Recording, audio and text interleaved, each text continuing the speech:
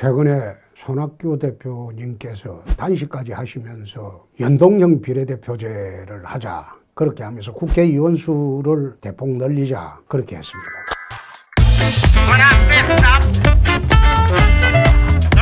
나는 그걸 보면서 참 뻔뻔스럽다. 국회의원이 지금 하는 일이 뭡니까? 나라가 잘못된 방향으로 가고 있는데도 제대로 제지를 못하고 있어요. 그리고 국회의원들의 특권이 얼마나 많습니까? 그 특권 가지고도 야당이 제대로 역할을 못하고 있어요. 소위 여당의 이중대 노릇하고 있는 정당들이 나서서 앞으로 국회의원 선거를 통해서 이중대 정당을 더 많은 수를 뽑게 해달라, 그렇게 오해를 받을 수가 있습니다. 나는 그걸 반대라고 생각합니다. 제가 국회에 있을 때 내가 직접 정개특위를 해본 일이 없어가지고 그런 주장을 내가 하지 못했지만, 이제 밖에 나와서 보니까 국회의원 수 우리나라는 너무 많습니다. 국회의원을 4번을 해봤는데 국회의원들의 역할이 점점 줄어들고 있는 반면에 국회의 역할은 더 커지고 있어요. 그게 무슨 말이냐? 국회의원이 제 기능을 발휘하지 못하고 있는데 국회의 역할은 더 커지고 있다. 그러면 국회의원들이 제가 보기에는 200명만 있어도 돼요. 지금보다 100명을 줄여야 돼요. 두 번째로 비례대표제는 제가 국회에 있어 보니까 이거 없애야 됩니다. 정당이 정실로 임명하는 국회의원들이, 그건 선출직 아니죠. 임명직이죠. 정당에서 하는. 국회의원은 국민대표기관이라고 했습니다. 국민대표기관이라면 국민이 직접 뽑아야 됩니다. 미국은 비례대표 한 명도 없습니다. 아마 독일은 비례대표가 있을 거예요.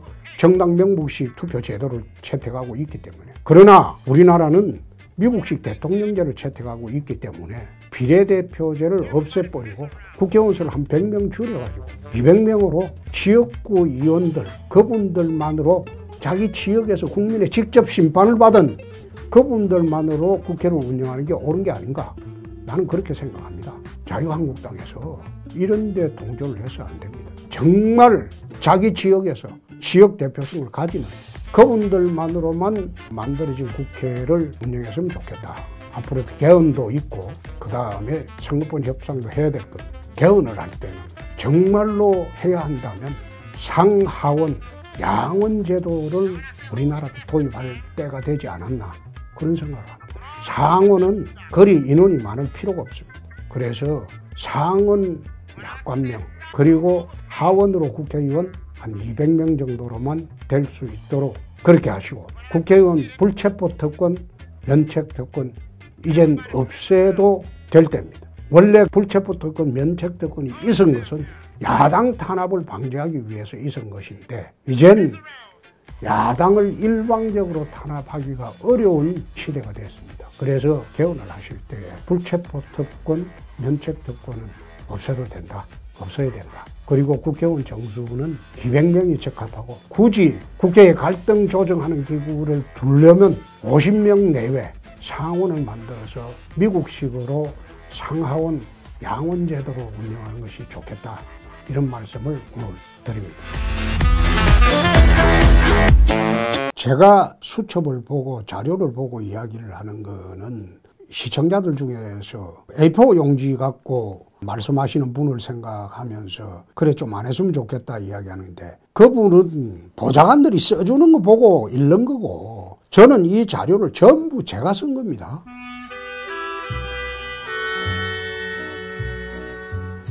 수첩도 제가 쓴 거고, 그리고 자료도 제가 다 만든 겁니다.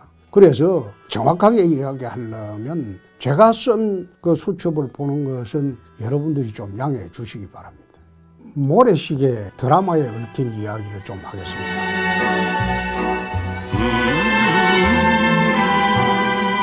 지난 대선 때 SBS 모래시계 드라마를 홍준표를 모델로 한 게 아니다, 사실 그래가지고 진위에 내가 많이 휩쓸렸죠. 원래 모래시계 드라마는 93년도에 정권 초기에 제가 수사를 했던 슬로트 머신 이야기를 소재로 드라마를 만들겠다고 돌아가신 김종학 PD하고 송진아 작가가 내 검사실로 찾아온 게 94년도입니다. 그 찾아와서 제의를 했을 때 내가 그렇게 대답을 했습니다. 검사는 드라마의 소재가 되어서는 안 된다. 아마 그때까지만 해도 검사가 드라마 소재가 되는 것은 거의 없었습니다. 검사라는 직업이 희화화돼서도 안 된다. 그래서 내가 이 드라마 소재로 하는 것은 적절치 않다고 거절을 3번을 했습니다. 그런데 검찰총장님을 통해서 마지막으로 내려온 지시가 검사를 정의롭게 다룬다고 하니 적극적으로 도와주라. 그렇게 해서 내가 도와주기 시작했습니다. 원래 그 드라마의 제목을 이카루스의 날개라고 처음에는 내가 제의를 해서 그렇게 했습니다. 그런데 이카루스의 날개라는 그 말을 내 박철원 사건의 농고문에 써버리는 바람에 그 말이 사실상 못 쓰게 됐습니다. 그래서 송진애 작가가 모래시계라는 제목을 썼습니다. 그 모래시계라는 제목의 뜻은 권력의 유한성이라는 겁니다. 말하자면 처음에는 모래가 가득 차 있다가 시간이 지나면 지날수록 권력이 밑으로 빠지는 겁니다. 일정한 시간이 지나면 권력이 공백 상태가 됩니다. 그게 권력의 본질이라는 그런 뜻입니다. 그 드라마를 스토리텔링을 할 때 검사와 깡패가 친구라는 그 설정은 제 친구가 깡패가 있다는 뜻이 아니고 그 당시에 검찰에서 유명했던 어떤 대선배님 분이 전주고등학교 다닐 때 아주 친한 친구가 건달에 있었습니다. 그래서 그 두 분을 차용을 해서 만들었고, 그리고 고현정으로 나오는 혜린이라는 사람은 작가가 대학을 다닐 때 그런 친구가 있었다고 합니다. 그렇게 해서 만든 드라마고, 그 드라마 만들고 난 뒤에 제 기억으로서는 그 당시에 공전의 히트를 쳤습니다. 그 드라마 만들고 난 뒤에 SBS에서 저한테 감사를 표시하면서 태영골프장에서 윤세영 회장이 저를 초청해서 골프를 내 한 번 친 것으로 알고 있습니다. 나는 그 드라마 전부 소재 제공하고 스토리텔링 하는데 도와주고 끝나고 난 뒤에 윤세영 회장하고 내 골프 한 번 친 것밖에 없습니다. 그러고 난 뒤에 내가 SBS 드라마의 뭐 주인공이다 내 입으로 한 일이 한 번도 없습니다. 96년도 총선에 처음 나섰을 때 그 당시에 SBS에서 그 드라마를 축약한 1시간짜리, 그 다음에 30분짜리, 15분짜리, 5분짜리 그 4가지 테이프를 주면서 선거에 사용하라고 했습니다. 그 바람에 송파갑에서 내 압승을 했습니다. 그 뒤에도 나는 그 드라마가 내가 주인공이다 그렇게 말한 일이 한 번도 없습니다. 근데 느닷없이 지난 대선 때 작가분이 나서서 그 드라마는 홍준표를 소재로 한 게 아니다 그 이야기 했을 때 내가 깜짝 놀랐습니다. 자기들이 찾아와서 그래 다 해놔놓고 20년 이상 아무 말을 하지 않고 있다가 지난 대선 때 갑자기 왜 그러냐, 내가 그 어이가 없어서 내가 대답을 안 했습니다. 사실 그 드라마 덕분에 서울 경기 일원의 지방방송이던 SBS가 전국방송이 됐습니다.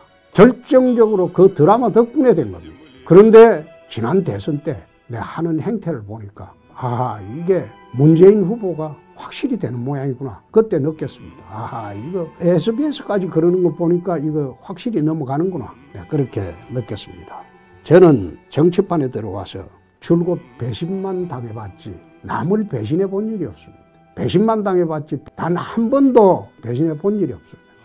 SBS에서는 내가 참 예정이 있던 방송사입니다. SBS에서 그렇게 할 줄은 내 꿈에도 몰랐습니다. 그래서 앞으로는 한번 지켜보겠습니다. 그런 식으로 방송하는 건 아니다. 또 성완종 사건 때 내 경남지사로 가 있을 때 SBS가 어떻게 했습니까? 홍준표 출국 금지했다고 8시 뉴스 단독 보도라고 하면서 특종이라고 또 난리를 쳤습니다. 9시 돼서 검찰에서 그 거짓 방송이라고 발표를 한 적이 있습니다. 그것도 저는 사과를 단 한마디를 받아본 일이 없습니다. 그래서 앞으로는 좀 평상심을 갖고 모래시계 드라마 저를 소재로 했든 안 했든 나는 그건 상관치 않습니다. 그러나 거짓으로 그런 식으로 하는 것은 아니다. 이 말씀을 오늘 모래시계 드라마에 얽힌 이야기로 말씀드리고 SBS에 관해서는 더 이상 이야기하지 않기로 하겠습니다.